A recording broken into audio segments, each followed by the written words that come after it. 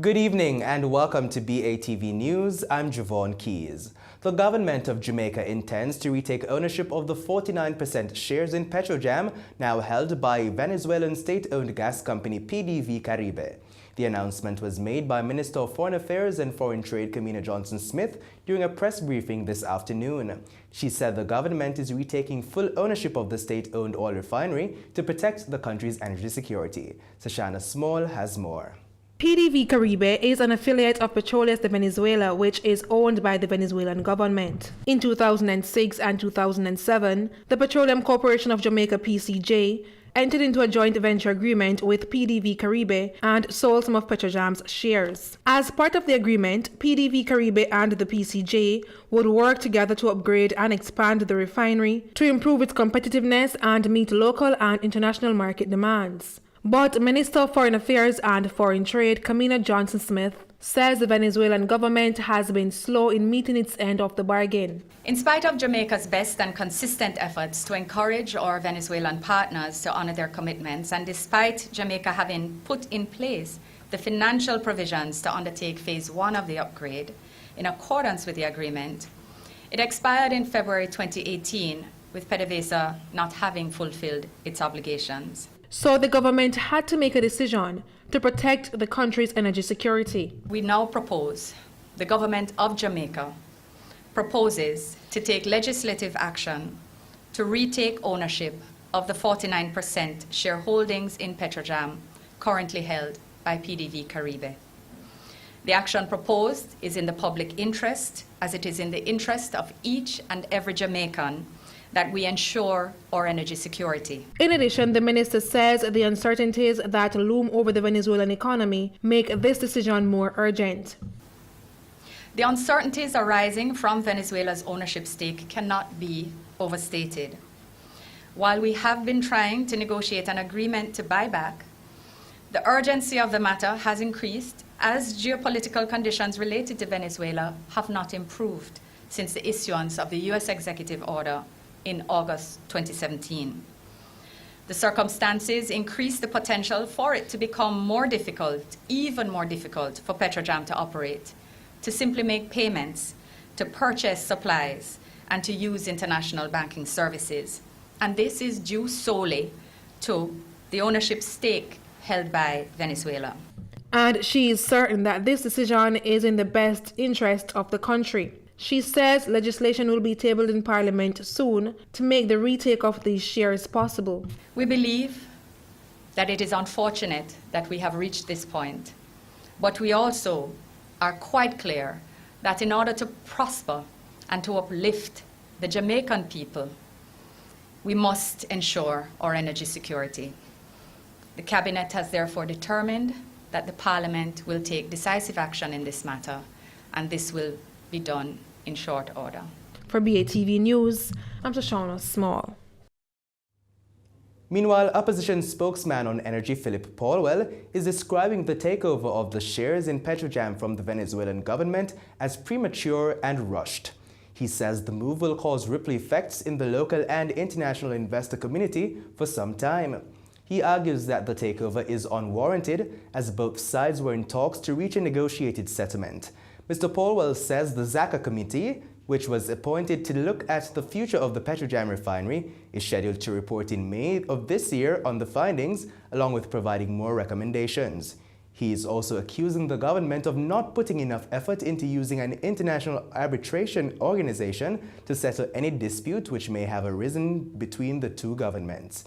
Mr. Paulwell says he wants the Prime Minister to, in his capacities as head of government and as energy minister, to tell Jamaicans what role he played in the negotiation and to disclose immediately the factors which led to the urgent action of forcibly acquiring the shares of a non-hostile foreign partner. He further argues that the negotiation process was weak as it was left mainly to the Minister of Foreign Affairs and Foreign Trade, Senator Kamina Johnson-Smith, to execute. After a 3-day trip to Jamaica, tourism security expert Dr. Peter Tarlow could not rank the country's tourism safety and security index. However, Dr. Tarlow, who was speaking at a press conference earlier today, did reveal that he has not sensed any attempt by stakeholders in the tourism industry to conceal any issues. Jamila Maitland reports. After a series of consultations with representatives from the Ministry of National Security and stakeholders within the tourism industry, Dr. Tarlow, while unable to rate Jamaica's existing tourism security, did comment on information he was supplied with by players in the industry. The expert says he sensed no signs of cover-up. How I would rate it is that your industry is very open to produce the best safety and security humanly possible. Now, I have not gone through all the data. I have not gone through and interviewed hotel managers, etc.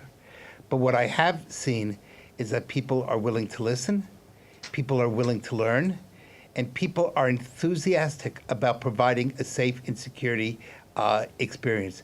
And really, that's the basis for, you cannot begin to even analyze if people don't want to cooperate. No, far from it. People have been incredibly open.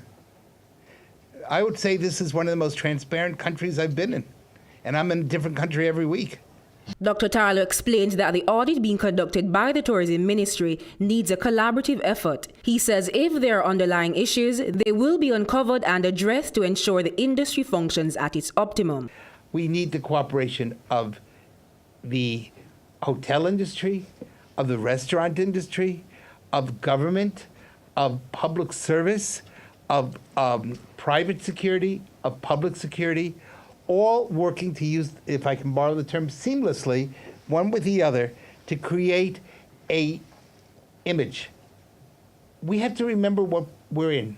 The business we are in is the selling of memories. Meanwhile, Tourism Minister Ed Bartlett says 16 hotels across Negril, Montego Bay, Kingston and Ocho Rios have already been audited. He says the documents with the findings of the complete audit will be ready by July. We're expecting that we should have a document ready by the third quarter of this year, and that document will then inform new policy arrangements and possible legislative arrangements if necessary, but certainly will put us in a position to guide the way forward and to build out a strong communications program for training and public education in particular.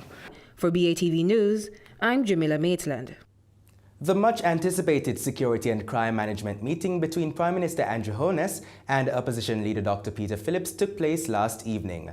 A joint statement released this afternoon about the outcome of the meeting said even though each side had differing views on the constitutionality of extending the states of public emergency, both teams engaged in a full, frank and wide-ranging discussion. Issues explored include human rights, possible legislative amendments that could enhance the crime management capabilities of the security forces, and additional resources needed to improve the capacity of the security forces. The statement said both sides agreed that further meetings will be held with the respective legal teams to discuss and agree where possible on the crime control powers to be utilized in the existing legislative framework or new legislation. Further meetings will be had in the coming weeks, beginning with a meeting engaging other stakeholders such as the private sector, churches, human rights and civil society groups. This will be held on Wednesday, January 16. And stay with us, Fontana Pharmacy is the first Jamaica Stock Exchange listing for 2019. This and more after the break.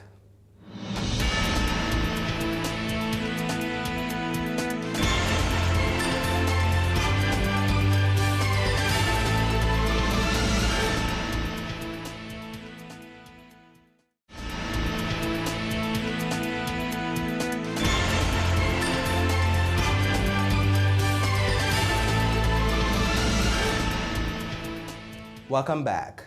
After a successful initial public offering in December, this morning Fontana Pharmacy became the first company to list on the Jamaica Stock Exchange for 2019. It's the only pharmacy retail chain to enter the market. Here's more. After a near-record initial public offering raising over $400 million and being oversubscribed, Fontana Pharmacy becomes the first company to list on the Jamaica Stock Exchange, the junior market, in 2019. Fontana Pharmacy Chairman Kevin O'Brien Chang says the listing process was seamless and the company is happy that it's now a reality. He says there are three main reasons the pharmacy chain decided to go to market. Well, three reasons. One, the stock exchange is booming. People kept asking us, and perhaps the most important one, the family. many family businesses, when they transition, when the founder passes on, they fall to pieces. We've seen it in Jamaica. So I think my father wanted to put some structure in place. We sorted the disagreements in advance. So going forward, it should be pretty smooth. Everybody knows it's where everybody stands. It's transparent and accountable, so nobody can ask any questions. He explains how the funds will be used. Half of these funds, I mean, let's face it, 50 years, a lot of us with a lot of work in, so we want a little reward. But half of it is going back into Fontana. That's it. You know, we take a little bit for our hard work, but the continuity of the business remains the main focus. Mr. Chang says for 2019, in addition to opening a new location in Kingston, it's also looking forward to boosting its e-commerce website. Well, the biggest expectation, a new store, but our website, fontanapharmacy.com, which we think is one of the better retail sites in Jamaica. We plan to ramp up the marketing on that. We've already delivered to like 40 countries worldwide, but so we plan to really put a lot of emphasis on the e-commerce side, because that's where the world is going, partially, and we don't want to be left behind. For BATV News, I'm Javon Keys. Meanwhile, Managing Director of the Jamaica Stock Exchange, Marlene Street Forest, says she is pleased with Fontana coming to market. Their listing brings the number of companies on the junior market to 39. With Fontana's listing, the total amount raised on the junior market is now at over $10 billion. Including Fontana, the total number of companies listed on the JSE now amounts to 77, representing 107 securities. And including the $466.9 million raised by Fontana, the total capital raised by companies listed on the junior market now amounts to $10.67 billion. She spoke to how the junior market has grown over the years, with capitalization now at over $140 billion. The market capitalization of the junior market increases from $139.8 billion as at yesterday to $141.1 billion. And, I like to talk about this because this compares to our first listing when the market capitalization stood at $503 million. The combined market capitalization for all markets now stand at $1.5 trillion. She adds that last year had a number of listings, and for 2019, they're expecting about 20 more companies to list. Last year we had, in the region, I think, of about 17 new listings and new securities listed, which means on the main market and on the junior market in terms of securities, ordinary and preference, and bonds. And this year we plan to have about 20 in combined markets. Prime Minister Andrew Holness says the Alternative Development Program ADP, which will provide an avenue for small ganja farmers to benefit from the ganja industry, will start by March. He says the program aims to prevent and eliminate the illicit cultivation of ganja and channel the process through legal streams. The pilot, which will commence in Akampang, St. Elizabeth, and Orange Hill in Westmoreland, will involve the farming of ganja to provide raw material for processors. The Prime Minister says he has received the commitment of the Minister of Industry, Commerce, Agriculture and Fisheries, Audie Shaw, that the program will begin within the first quarter of this year. Prime Minister Holness was speaking at the Akampang Maroons' 281st celebration of the signing of the peace treaty with the British on Sunday in the Maroon village in St. Elizabeth. The Ministry of Industry and Commerce says its Coffee Training Institute should be fully operational by September. There will also be a development plan for brand protection and promotion for the local coffee industry. Nordia Francis Williams has more.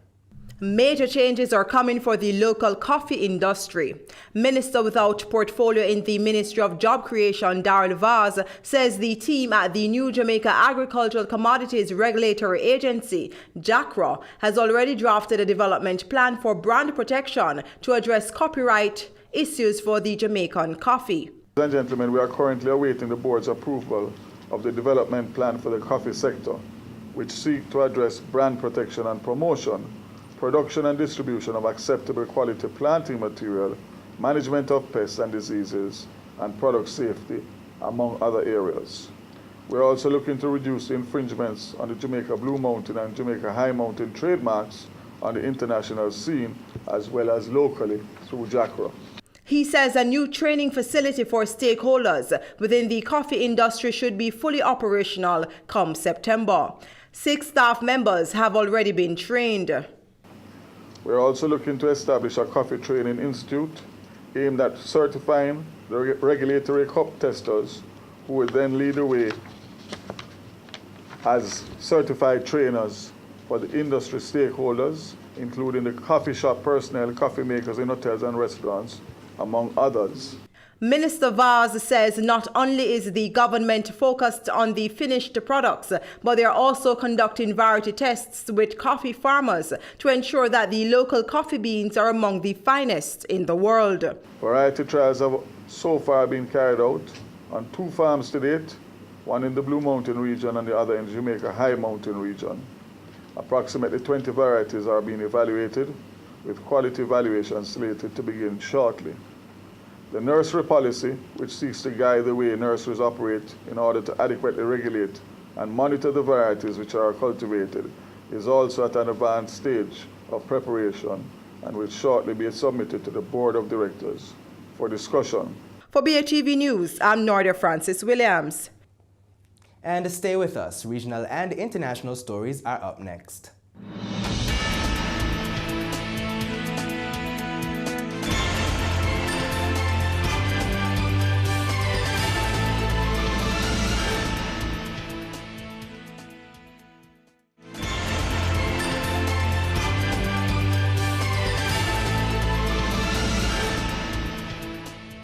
Welcome back. Time now for regional and international news.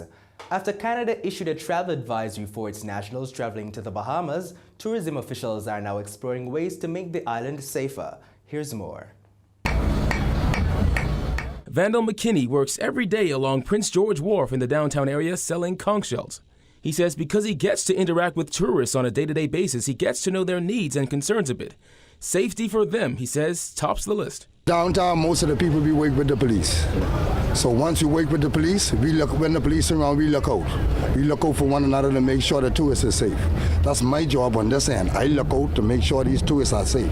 The Lord knows these tourists are only bread and butter. We spoke with him as police and Ministry of Tourism officials walked the area, speaking with vendors and even some tourists about what can be done to make people, visitors and locals alike, feel more secure. As we pass, we look at some of the roads, the cracking road on level roads. We have 1 or 2 concerns last week or last year with 1 or 2 tourists who almost slipped and hurt themselves because of the uneven road. So that's one of the main concerns we want to fix.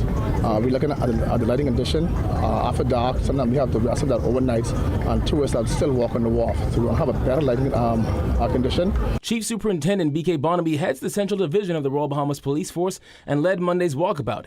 He said in talking to those in the area, people generally feel safe, but that there's more that can be done. We also might look at putting back the police boot that's on the wharf.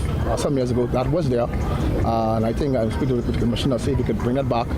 That will also help in policing the wharf. Just a few weeks ago, Canada issued an advisory urging its citizens to exercise a high degree of caution in the Bahamas. Royal Caribbean Cruise Line did the same for its passengers days later. But Prince George Wharf was buzzing with activity as cruise ship passengers deboarded. For McLinsey Major, who sells souvenirs in the area, security isn't the issue, but cleanliness. We have people that come out and during the evening when they come to the nightclubs, they do feces and that sort of stuff in the back of our boots. So we have to buy cleaning products and to try to at least freshen up the area a bit. I don't know if you could smell it, sometime if you're passing, you could probably smell it in the air, but that's adjustable. Several Mexican states are facing shortages at fuel stations after a government crackdown on fuel theft. Long lines have formed at outlets in Mexico's second city, Guadalajara, and the government says the disruption will continue as it seeks new ways to beat criminal gangs. Al Jazeera's Alan Fisher reports. They say there's no shortage of petrol, but that's little comfort to motorists caught in the growing lines across central Mexico. The state oil firm Pemex is changing distribution methods to beat criminal gangs. They've been tapping into pipelines, stealing thousands of barrels of petrol at a time. That inflicts steep losses for the company and the country. The changes mean some places are struggling to keep their tanks full. One of the worst affected, Mexico's second city, Guadalajara. It's really bad because we already went to several stations, but we didn't find any gasoline. It's been 3 days already. It's a disaster. Everywhere it's a disaster. I've been to 2 gas stations and they don't have anything. Look at this. Where else do we have to go? If there isn't anything here, where else do you go? Mexico's new president says he's no idea how long people will face shortages. The truth is that we're already seeing positive results. We have a reduction in theft that has never been achieved before, so we're going to keep moving forward. Pemex says about $7 billion in fuel has been siphoned off since 2016 alone. The president has ordered the military to start securing key installations while the company is changing distribution to use more tankers and fewer pipelines that are easily targeted. Alan Fisher, Al Jazeera. About 800,000 federal workers in the U.S. are affected by the government shutdown. Half of them are on leave without pay, and the others are working without compensation. Al Jazeera's John Herden met with some of them in Chicago. From where Frank Lagunas stands, which for the past couple weeks has been at home, the forecast for workers employed by the U.S. government is gloomier than ever. Some will be paying their mortgages, some will be paying their car payments, some will be paying their credit cards. As a furloughed chemist for the Environmental Protection Agency, responsible for overseeing the cleanup of some of the most toxic waste sites in the country, he has been deemed a non-essential worker. Also non-essential, it seems, is the environment. Well, there's nobody there to safeguard current regulations and oversee any potential environmental damage. So there's a violation of EPA law? There's no one there to, enforce current law. Repeated shutdowns have led to a brain drain. Over the past 2 years, the Chicago region, covering several states, has seen 150 of the EPA's 950 employees leave. It's almost lunchtime here at the Federal Building in downtown Chicago, and it's normally bustling, but today is unusually quiet. And on Friday, many workers will be missing their first paycheck of the year. Across the U.S., about 800,000 federal workers who earn $43,000 a year on average are either working without pay or not working at all. From national parks to the Farm Service Agency to the Alcohol Tax and Trade Bureau, which has stopped approving labels for new beer and wines. Among those federal employees is Sam Kitchen, a correctional officer at Chicago's federal prison, home to some of the nation's most dangerous inmates. Your drug runners, murderers, rapists. But he's not staying home. He's considered an essential worker. He's just not getting paid. Do we pay our mortgage? Do we pay our house payments? What's the judge going to say if I can't pay my child support? We do a necessary job, a thankless job, but a job that the public expects us to do. Now, we expect our elected officials to do what they are elected to do. Now, if they want to walk around and say, okay, we're not going to pay you, how about they cut their pay and donate it to some federal employees so they could get paid? For now, he and thousands of other federal employees wait for the president, who donates his salary to charity, and members of Congress, who are getting their paychecks without pause, to break the impasse and fund the government. John Hendren, Al Jazeera, Chicago. And to stay with us, Talking Stocks comes up next.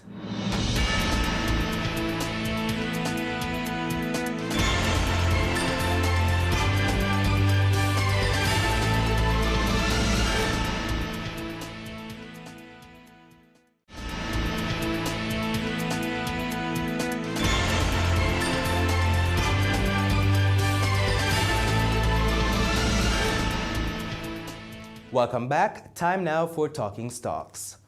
48 stocks traded today, of which 18 advanced, 21 declined, and 9 traded firm.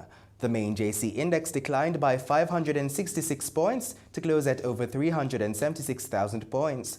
The junior index declined by 25 points to close at 3,221 points.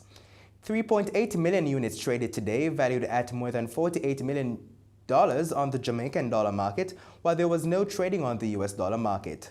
Stationery and office supplies limited with over 1.8 million units trading accounted for 46% of market volume. Wisynco Group with a little over 438,000 units trading was second, and Carreras Limited with over 319,000 units was third, making up 8% of the market volume which crossed the floor. The main advances were T-Tech ordinary shares gaining $1.61 to close at $6.20, followed by Jamaica Teas up 30 cents to close at $4.50, and Medical Disposables and Supplies up 43 cents to close at $7. The main decliners were Key Insurance Company down 54 cents to close at $3.46, followed by Paramount Trading down 30 cents to close at $2.60, and Burrito Investments down $4.44 to close at $46.43. And that's the news, but before we go, a recap of our top story. The government of Jamaica will be taking steps to retake ownership of the 49% shares in Petrojam now held by the Venezuelan state-owned gas company PDV Caribe. Thanks for watching. For more content, please visit our website at batvja.com. I'm Javon Keys. Pleasant viewing.